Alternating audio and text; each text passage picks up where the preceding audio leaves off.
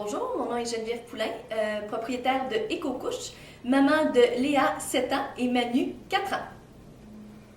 Bonjour Geneviève. Bonjour. Bienvenue. Merci.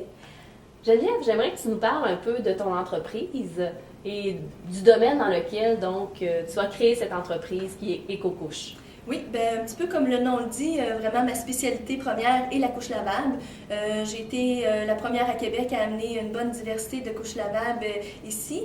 J'ai aussi beaucoup de produits écologiques pour bébés, mais aussi pour toute la famille, parce que vraiment c'est un besoin avant tout pour moi que j'avais, parce que ma petite fille avait des problèmes d'eczéma, donc j'ai eu à faire des recherches un petit peu plus poussées, et c'est ce qui m'a amené à vraiment diversifier mon entreprise vers la couche lavable premièrement, mais beaucoup de produits écologiques et éco-responsables par la suite. Donc, je pense que tu as amené des exemples avec toi de couches lavables aujourd'hui. Oui. Peut-être juste nous les présenter rapidement. Bien, c'est sûr, moi, avec les couches avec lesquelles j'ai commencé, c'est les couches Mère Hélène, donc les traditionnelles couches moulées là, qui ont fait leur apparition en premier sur le marché. Donc ici, on a du coton et du bambou. Mais maintenant, évidemment, le marché s'agrandit énormément. Ça va jusqu'à des couches de designers comme celle-ci qui sont pratiquement uniques dans leur style. Des petites couches brodées aussi, des couches avec des pierres du Rhin. Donc c'est pour montrer la diversité maintenant dans le domaine de la couche lavable. L'utilité est là, mais aussi la beauté et l'écolo-chic a fait son apparition, ce qui satisfait encore une plus grande partie de la population. J'imagine que vous avez vu une demande de plus en plus grandissante de l'utilisation des couches lavables par les jeunes familles maintenant? Ou? Définitivement. C'est sûr que l'écologie, en premier lieu, c'est ce qui a fait son entrée, là, c'est ce qui a fait vraiment réorienter les gens plus vers le lavable que le jetable. Beaucoup de problèmes de peau également, parce que les couches jetables ont beaucoup de produits chimiques, donc les petites peaux sensibles, c'était pas à négliger non plus. Et l'économie, définitivement, parce que oui, on le fait pour l'environnement, mais le bonus, c'est de faire l'économie qui est associée à l'achat des couches lavables. Et par curiosité, Geneviève, qu'est-ce que tu faisais avant? Dans quel domaine étais-tu? Dans quel domaine as-tu fait tes études? Oui, ça c'est dans mon autre vie. Technicienne en santé animale, biologiste de formation. J'ai été pendant 11 ans entraîneur de mammifères marins, technicienne en santé animale à l'Aquarium du Québec. Et puis, bon, avec la naissance de ma plus vieille, Léa, ben, c'est vraiment ça qui m'a amenée à faire des recherches sur les couches lavables. Parce que moi, vraiment, en tant que biologiste, l'environnement, c'était ma priorité. Donc, j'ai décidé de faire ce choix-là à partir de ce moment-là. Et puis, ben, c'est sûr qu'il n'y avait pas grand-chose sur le marché à Québec. J'ai eu à chercher à l'extérieur. Donc, c'est à Montréal que j'ai pu trouver mes produits. Là, j'ai dit, ben, si moi, j'ai eu ce besoin-là ici, d'autres mamans vont l'avoir. Donc, c'est ça qui a fait vraiment commencer le projet là, de couche lavable. Donc, on peut dire que la maternité, c'est ce qui a amené, dans le fond, le fait que tu as fait le grand saut dans le domaine de l'entreprise, dans l'entrepreneuriat. Oui, c'est sûr que moi, j'ai commencé très graduellement. Pourquoi j'ai décidé d'avoir une entreprise par la bande, si je peux dire? Ben, c'est sûr que le besoin était là, mais aussi tout le monde me dit, Geneviève, moi je suis une très grande voyageuse, tout le monde me disait, Geneviève, tu vas voir, quand tu vas avoir des enfants, les voyages, c'est terminé pour toi. Puis moi, je n'étais pas d'accord. Vu que c'était mon à côté, ben, ça m'a permis de pouvoir voyager avec mes enfants en très jeune âge là, dans les pays d'Amérique du Sud. Et puis là, ben, évidemment, le petit chemin faisant, ben, les couches sont devenues de plus en plus populaires. Et puis là, j'ai atteint un petit point de rupture à un moment donné là, que je ne pouvais plus faire nécessairement les deux en même temps. Mais la maternité m'a vraiment amené cette énergie-là, créatrice aussi, de vouloir relever des défis. J'avais ce besoin-là. Puis dans mon emploi, à ce moment-là, ben, je ne peux peut-être pas nécessairement combler ces besoins. D'accord.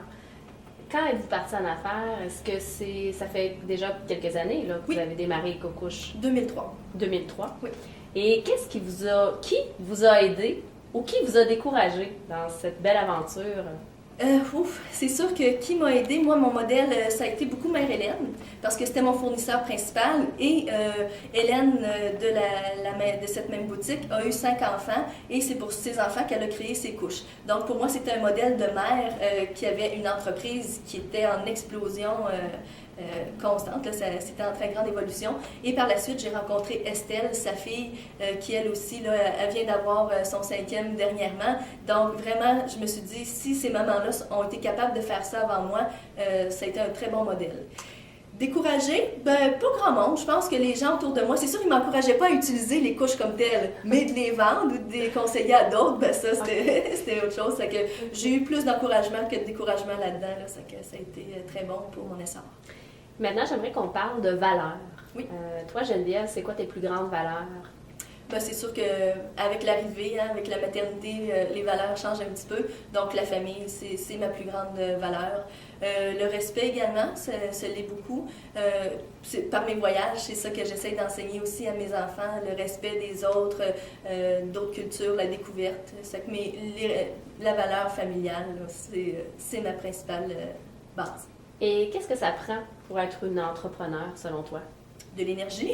Faut pas avoir peur du travail, parce que c'est sûr que quand on démarre, c'est beaucoup de boulot. Énergie, dynamisme, puis jamais baisser les bras. C'est le secret du succès.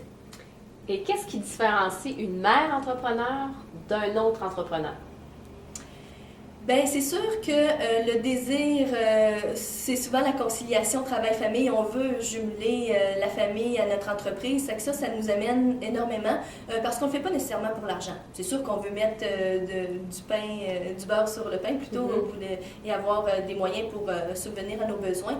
Mais vraiment, le fait de pouvoir passer beaucoup plus de temps avec la famille, c'est ce qui nous différencie principalement. Étant donné que nos valeurs changent également, bien, on va vraiment vers une approche peut-être plus humaine. On va chercher vraiment des choses là, qui viennent chercher nos valeurs fondamentales. Et quels sont les avantages d'être une maman entrepreneur et les désavantages, s'il y en a?